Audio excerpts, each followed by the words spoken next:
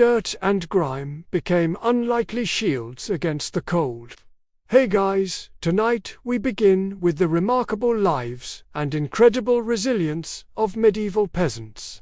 The everyday heroes who, despite the odds, managed to survive some of the coldest and most brutal nights in history. From makeshift insulation tricks to communal sleeping strategies, their story is one of grit, ingenuity, and determination. So, before you get comfortable, take a moment to like the video and subscribe. But only if you genuinely enjoy what I do here, and let me know in the comments where you're tuning in from and what time it is for you. It's always fascinating to see who's joining us from around the world. Now dim the lights, maybe turn on a fan for that soft background hum, and let us ease into tonight's journey together when you think of medieval life. But for the average peasant, winter was less about Marent and more about how do we not die tonight. It wasn't just a season, it was a test of endurance that came around every year like an especially cruel teacher who didn't believe in second chances. Picture this. You're living in a tiny mud and stick hut with walls so thin you could probably hear a bird sneeze from outside. No insulation, no windows, unless you count a small hole stuffed with animal skin, and definitely no thermostat wars with your siblings. The inside temperature of your home was usually just a polite couple of degrees above whatever the weather was doing outside. If it was freezing outdoors, it was politely slightly less freezing inside. Congratulations. Nights were the worst. Darkness swallowed everything. The wind howled like an angry ghost, and the fire in the hearth sputtered pathetically, doing its best, but mostly just roasting the toes of whoever was sitting closest, if you were on the other side of the room. Sorry, you might as well have been camping outside with worse snacks. Clothing wasn't much help either. Peasants didn't own fancy fur coats or goose-down blankets. You had a couple of rough-spun wool tunics, maybe a cloak that smelled suspiciously of goat, and a hope that layering them would turn you into some kind of human onion spoiler. It didn't really work, and forget about snuggling under soft quilts. Beds were often nothing more than sacks stuffed with hay or straw, maybe with a few old rushes thrown in for good measure, and bonus some fleas for extra company. Luxury, thy name is medieval peasant life. The cold wasn't just uncomfortable, it was dangerous. Frostbite, hypothermia, and general freezing to death were constant risks, especially for young children and the elderly. Every morning that you woke up still breathing was considered a minor miracle, and honestly worth celebrating, maybe with a slightly less frozen turnip for breakfast. So yes, surviving a medieval winter wasn't about comfort, it was about gritting your teeth, piling on every piece of cloth you owned, huddling with your livestock, and praying you didn't wake up with icicles hanging off your eyebrows. And the real adventure, it was just beginning. If you think your apartment is drafty because the window doesn't close properly, medieval peasants would like a word. Their homes weren't just drafty, they were basically very enthusiastic wind tunnels with a roof. Most peasant houses were what historians politely call well and daub construction. Translation: sticks crisscrossed like a giant basket, smeared with a charming mixture of mud, straw, and animal dung. Yes, dung. They weren't trying to be gross. Dung was a cheap, sticky insulator, plus it was always readily available, shall we say. These walls, no matter how lovingly smeared, didn't stand much chance against a proper winter storm. The cold wind found every crack, every gap, and gleefully danced its way into the one-room homes, swirling around and making sure you never got to comfortable privacy. Absolutely not warmth, not really character building. Definitely. And then there were the roofs. Thatched roofs looked picturesque, sure, but after a few months of rain and snow, they sagged, leaked, and occasionally let in the local wildlife. Nothing says pleasant evening like a squirrel dropping onto your dinner windows. if they existed at all, were laughably tiny, and usually covered with thin animal hides or wooden shutters. Glass was so expensive that even the lord of the manor probably couldn't afford more than a single tiny pane, and peasants were just happy if the wind didn't rip the cowhide right off the wall mid-blizzard. To make matters worse, floors were often just compacted dirt. When it rained or snowed heavily, mud seeped up through the ground, so technically you could say they had indoor water features, not that they appreciated it.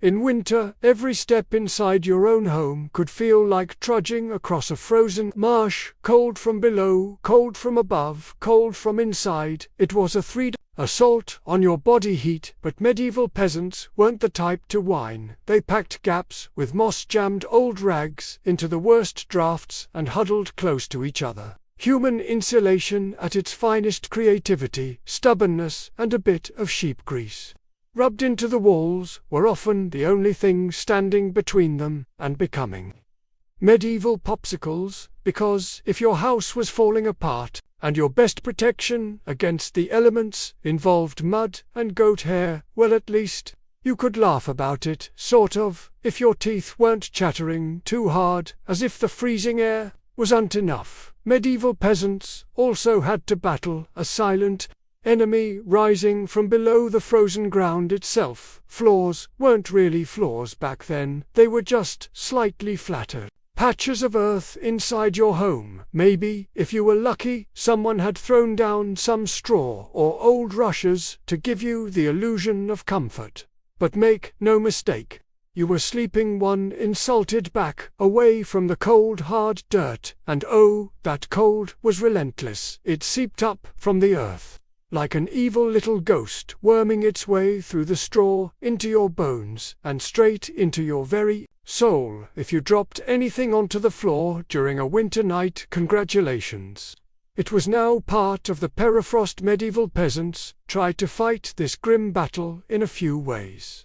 One method was layering thick mats of straw across the floor, if you could afford it. Or, more realistically, if you could steal enough of it from your neighbor's field without getting caught. You might have a decent insulating barrier, but straw flattened fast, got moldy even faster, and added an extra crunchy soundtrack to your already miserable nights. Some homes layered dried rushes onto the dirt instead. Every so often they would throw fresh rushes on top without cleaning out the old ones over time. This created a fascinating ecosystem of decomposing plants, fleas, and whatever mystery creatures decided to move in. It was basically medieval carpet padding, if your carpet was alive, slightly damp, and smelled like a wet dog. Beds, for those who had them, didn't solve much. They were usually little more than wooden frames, packed with, you guessed it, more straw or hay instead of cozy mattresses. You had poking, shifting, crunchy layers that did little against the cold radiating from below. Tossing and turning wasn't about comfort. It was a desperate, awkward dance to keep blood flowing and avoid freezing one side of your body. The truth is, medieval peasants didn't conquer the icy ground so much as learn to live uncomfortably above it. A good night's sleep wasn't about dreams or softness. It was about waking up with all your toes still attached. And if you could pull that off, hey, you were doing better than most. If medieval homes had a single hero during winter, it was the roof or the walls or even the brave layers of dirt and dung insulation. It was the hearth, a crackling, stubborn fire pit that served as the only real defense against the cold, the darkness, and the general gloom of medieval life. At the center of nearly every peasant home was a simple fire, no fireplace, with a fancy stone mantel. No neat chimney sweeping the smoke skyward. Instead, you had a basic pit or pile of stones, some half-burned logs, and enough smoke pouring into the room to make you wonder if you were slowly becoming a ham. That's right, most homes didn't even have chimneys. Smoke just kind of did. It's best it drifted out through small holes in the roof, cracks in the walls, or right into your lungs. If it was feeling lazy that evening, it wasn't ideal for breathing or your overall lifespan, but on the bright side, it did a great job of fumigating fleas and other unwanted guests who needs pest control.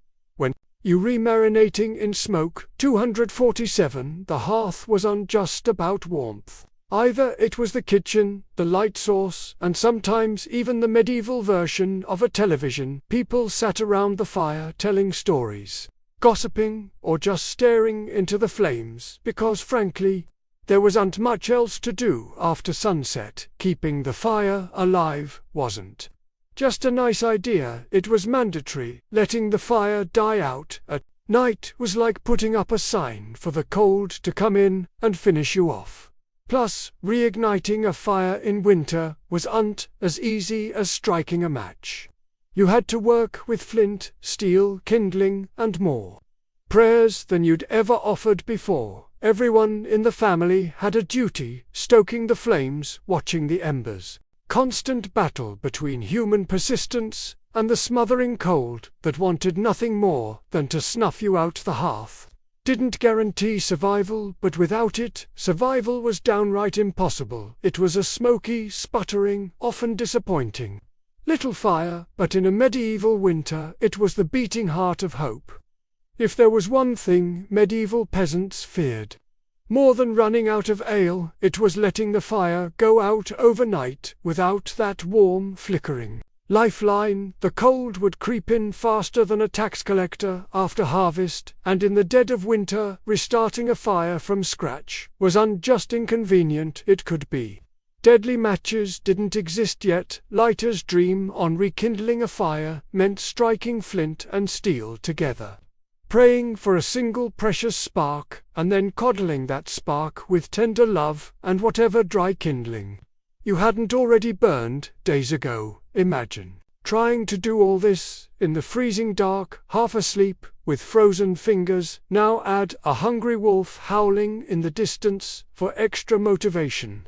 So peasants got smart. They banked the fire. No, not in a cozy savings account. Banking meant carefully burying the embers under a mound of ash right before bed. The ash acted like a blanket, insulating the glowing coals and keeping them alive just barely until morning. You did it right. You could stroll over at sunrise, poke the pile a little, add fresh wood, and boil a fire without the frostbite. But if you did it wrong, well, let's just say mornings got a whole lot colder and a whole lot grumpier. Firebanking was an art passed down from parent to child. Like a prized family recipe, everyone had their own little secrets. Some said, use dry ash. Only others insisted a bit of dampness was key. Some packed the embers tight, others let them breathe. You could practically start a medieval argument just by suggesting a better firebanking method. It was the ancient version of arguing over barbecue techniques, just with slightly higher survival stakes. Sometimes banking the fire wasn't enough. A howling wind might sneak through a crack and snuff it out anyway, or a clumsy sheep might stumble into the hearth. Yes, it happened that's why some families took turns getting up in the night to check the coals. Basically, the medieval equivalent of sleepwalking to the thermostat in the end. Firebanking was less about mastering nature and more about buying just a few more precious hours of warmth. And if you woke up to even a single surviving ember, that was your victory right there. And enough to face another day of battling the cold. In medieval times, the phrase, the more the merrier, wasn't just about parties. It was a winter survival tactic. When the fire sputtered and the freezing winds whistled through every crack, there was one surefire source of warmth: each other. And if that meant sleeping cheek to cheek with your entire family, neighbors, livestock, and possibly a very confused goose, so be it. Forget about personal space. Privacy wasn't even a concept on the coldest nights. The goal wasn't comfort, it was don't wake up frozen to the floor. Entire households piled into the warmest corner of the house, wrapped in whatever scraps of cloth they could find, and formed what could best be described as a desperate, snoring human lasagna, younger kids squeezed in between parents. Grandparents snuggled under the outer layers, and if cousin Ethel showed up unexpectedly, well, there was always room for one more. If you were lucky, you got to sleep in the middle, where body heat radiated from all sides. If you were unlucky, you were on the edge, the medieval equivalent of sleeping next to the door of a meat locker, and woe to the person who moved too much during the night. You shift once to get comfortable, and suddenly you via knocked Aunt Maud into the freezing draft by the wall. Congratulations, you're now the family villain. Sometimes even bedding was shared. A communal straw mattress that slowly flattened under the nightly weight of multiple generations, and because hygiene wasn't exactly winning any awards. Back then, let us just say, it was unto the most fragrant sleeping arrangement. But hey, when it's you versus frostbite, you stop being picky. Body heat wasn't just nice, it was strategic. Some medieval guides even recommended deliberately arranging the strongest, warmest people on the outside of the group. Like human shields against the cold, babies and frail elders were tucked deep in the center, treated like the precious little heat generators they were. This wasn't just about survival, though over time it became part of daily life. Part of family bonding. Long winter nights huddled together led to storytelling, singing, and undoubtedly some very interesting conversations muffled under a shared wool blanket. So next time your sibling steals your blanket or your dog hogs the bed, just remember, at least you're not fighting for elbow space between a snoring uncle and a particularly judgmental goat. If you thought modern roommates were a challenge, medieval peasants would like to introduce you to their winter housemates. Cows, goats, pigs, chickens, basically anything with a pulse and a little bit of body heat. Bringing animals indoors wasn't just a quirky village tradition. It was vital for survival. Livestock generated warmth, and in a poorly insulated HFL, where the wind howled louder than your stomach, every little degree mattered. Plus, if your goat shared a wall with you, it was slightly less likely to get stolen by a neighbor in the dead of night. Two birds, one stinky stone at night, the house became a chaotic living furnace. Chickens nested in corners, pigs snorted near the hearth, and cows lounged luxuriously against the walls, chewing cud like they paid rent. It wasn't glamorous, far from it. If you've ever been stuck in a car on a summer road trip with someone who forgot to shower, imagine that. But it's a cow, it's winter, and there's literally nowhere else to go. The smells legendary by springtime, the perfume of a shared winter, was something fierce. You didn't need to light a candle, your nostrils were already on a wild ride.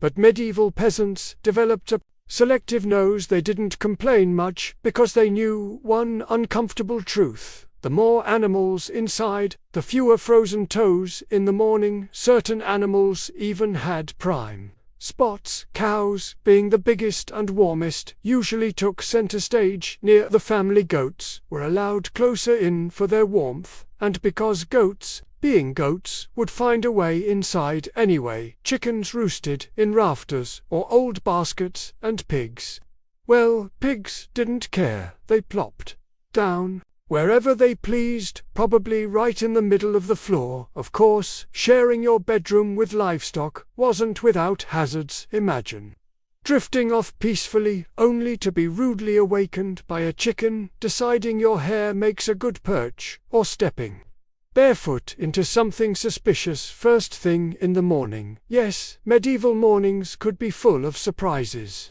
Still, despite the noise, the smells, and the occasional hoof to the ribs, peasants understood the simple math. Cold kills, and cows cuddle whether they want to or not. In the battle against winter's icy fingers, a warm, slightly slobbery cow breath was often the deciding factor between life and death in medieval winters. Fashion wasn't about looking good, it was about not dying. Peasants weren't flipping through the latest trends, they were layering up, like they were preparing for battle against the Grim Reaper himself. The rule was simple. If you owned it, you wore it, sometimes, all at once. First, the basic under-tunic. A scratchy, probably not too clean linen shirt over that, a thicker woolen tunic, then another, if you had it, add some leggings that sagged at the knees, a rough cloak draped over your shoulders, and if you were really lucky, a patched-up sheepskin thrown on top like a prize. Trophy, congratulations, you are now approximately 10% warmer and 90% itchier. Boots were a luxury. Many peasants wrapped their feet in layers of cloth or old rags and stuffed them into wooden clogs. If the cold still bit through, well, you just added another rag and hoped you didn't lose a toe. And forget about washing all these layers. Washing your clothes in the middle of winter meant dragging them to a frozen stream, smashing through the ice, and then waiting 2 days for your only shirt to dry.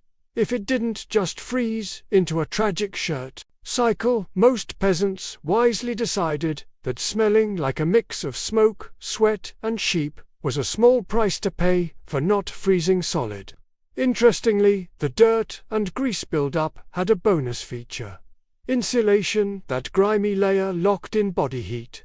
It was like a medieval Gore-Tex jacket, just smellier and far less socially acceptable today. Hats, scarves, and gloves were prized treasures. A simple woolen cap could mean the difference between making it through the night or waking up with hair frozen to the wall. Gloves were often homemade from whatever scraps of leather or fabric people could scourge, sometimes looking more like sad puppet costumes than anything fashionable. Children were especially swaddled until they resembled stuffed turnips, waddling awkwardly around the house. The goal was to trap as much precious body heat as possible. Style, elegance, never heard of them. Warmth was the real medieval flex.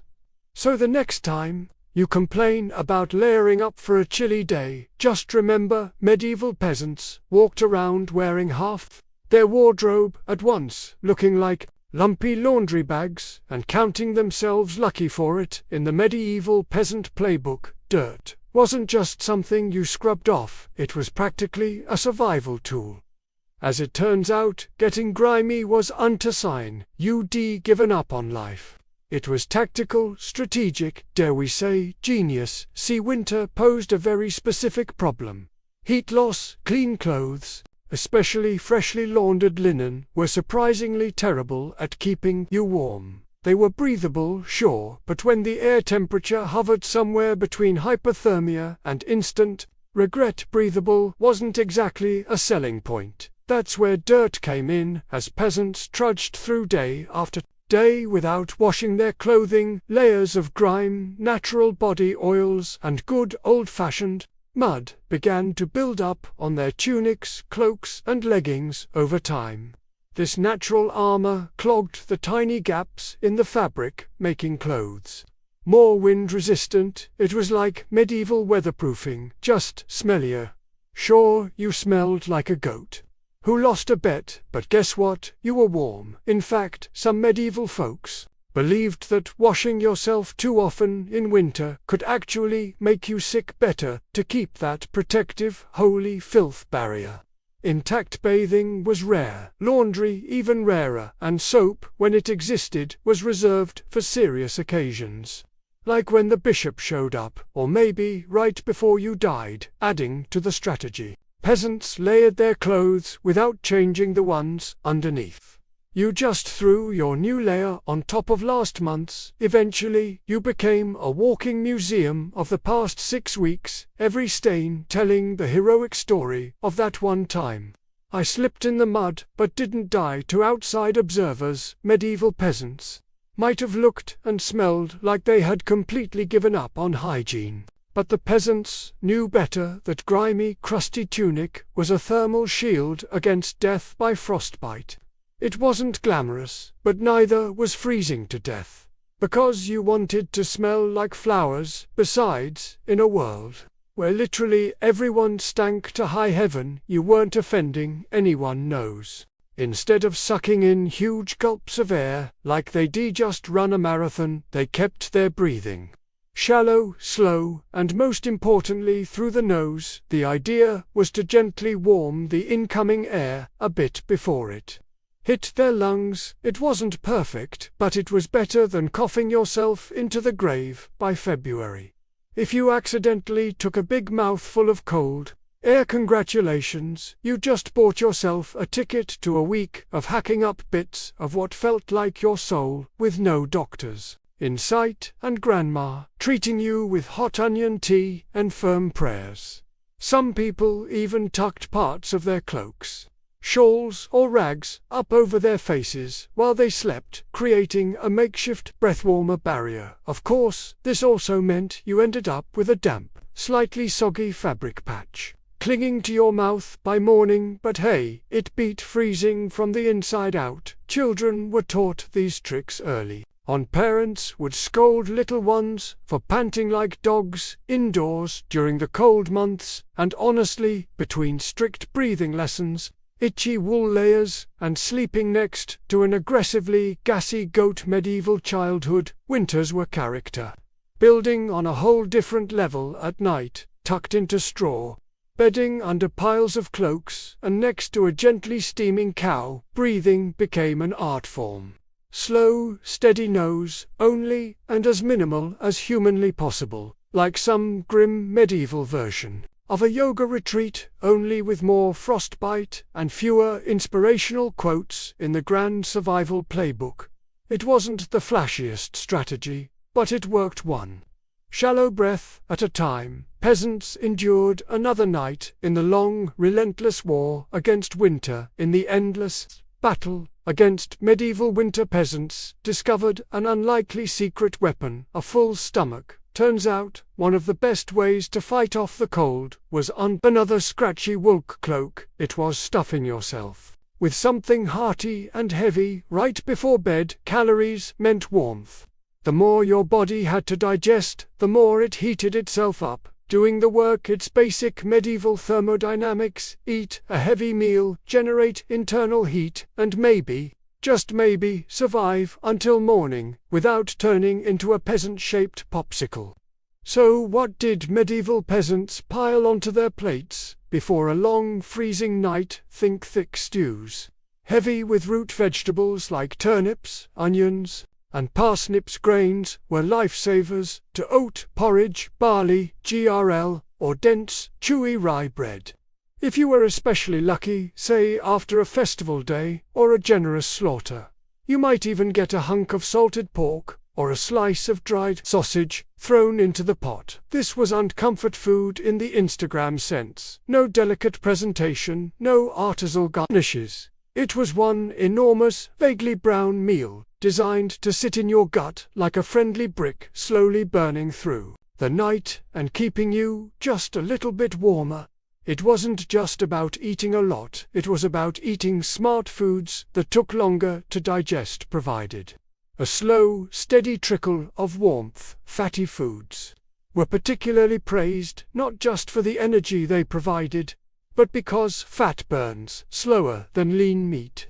A belly full of stew, bread, and a questionable amount of lard, peak medieval winter luxury. Parents made sure even the pickiest children ate heartily. Nobody cared if little Thomas didn't like turnips. You ate the turnips, or you shivered through the night, thinking about how much you missed the turnips.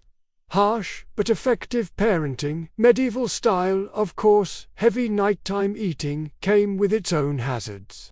You might be warmer, but you were also risking a night of vivid, bizarre dreams, fueled by a stomach trying desperately to process an entire field's worth of cabbages. Was it worth it? Absolutely, because, in the end, peasants were untaming for a Michelin star meal. They were aiming to survive, and if that meant going to bed full bloated and breathing gently through your nose, next to a steaming cow, well, that was just another night in the ongoing quest to see another frosty sunrise. Long before electric blankets and fancy heated mattress pads, medieval peasants had to get creative. if they wanted a little extra warmth at bedtime.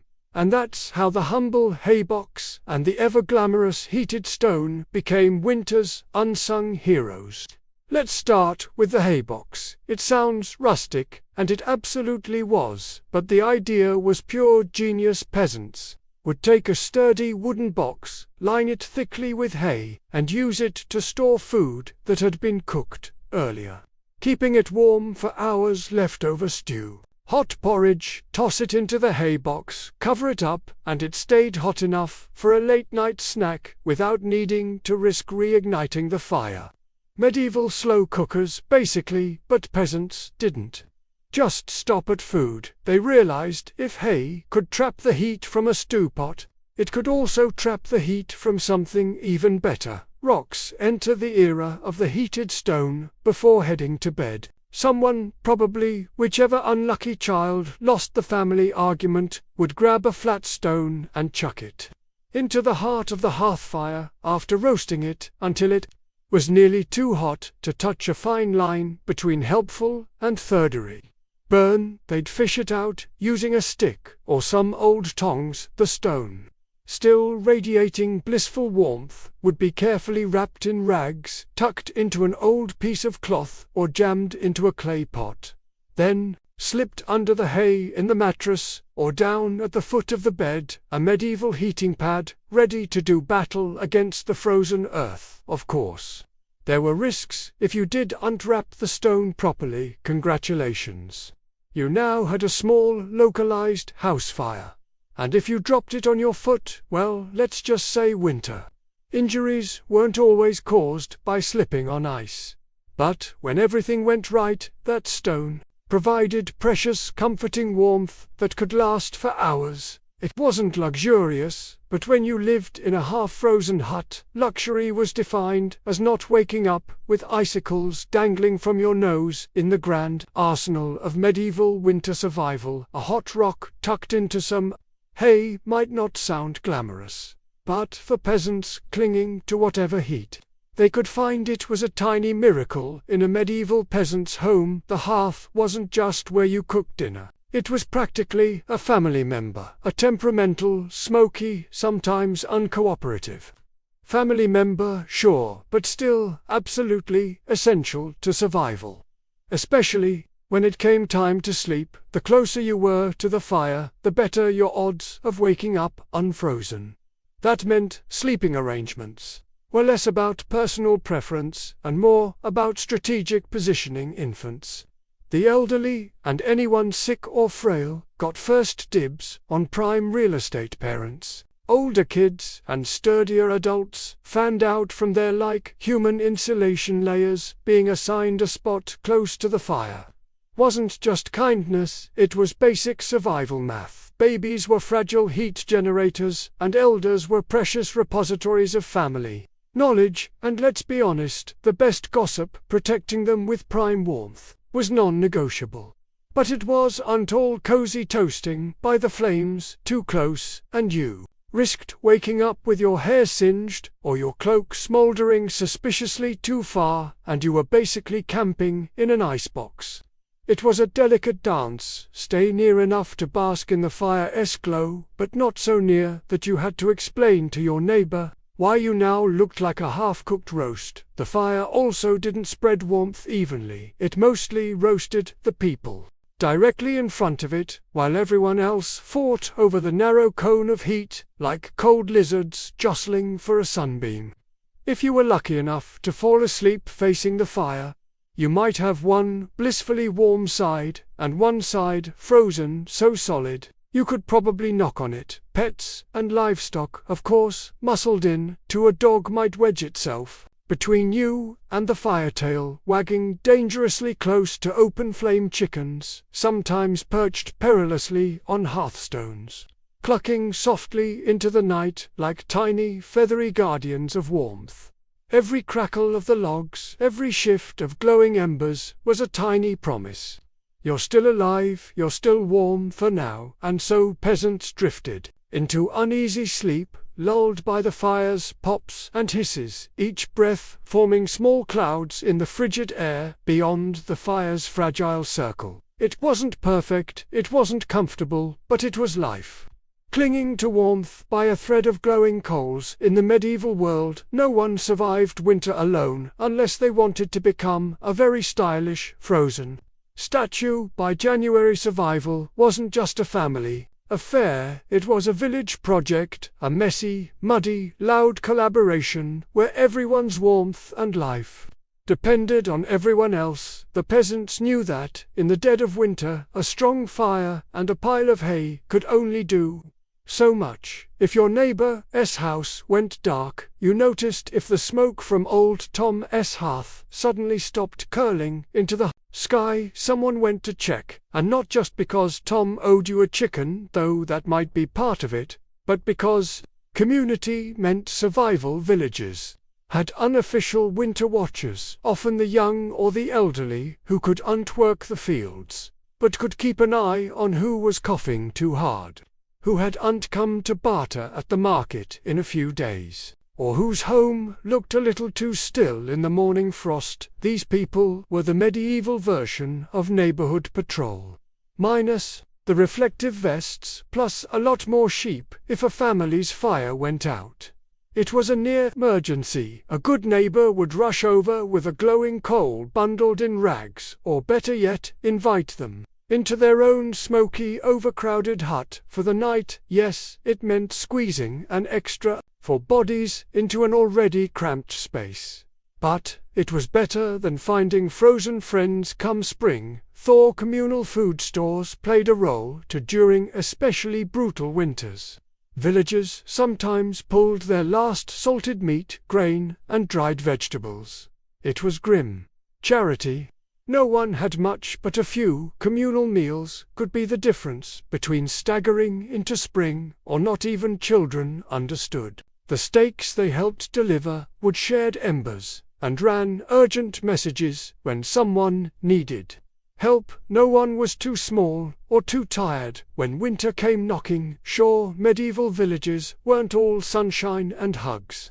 Feuds happened, disputes over land, goats, or who borrowed whose good cooking pot rarely went away. But when the nights grew deadly cold, old grudges were often quietly shelved. After all, a rival was still worth saving, because tomorrow it might be you needing rescue. In the icy heart of winter, the village became one big, stubborn family, sometimes dysfunctional, often hilarious, always fiercely determined to survive together. One muddy boot, one crackling ember, one frozen smile at a time. When medieval peasants faced the merciless cold of winter, they didn't just pile on cloaks or stoke the fire.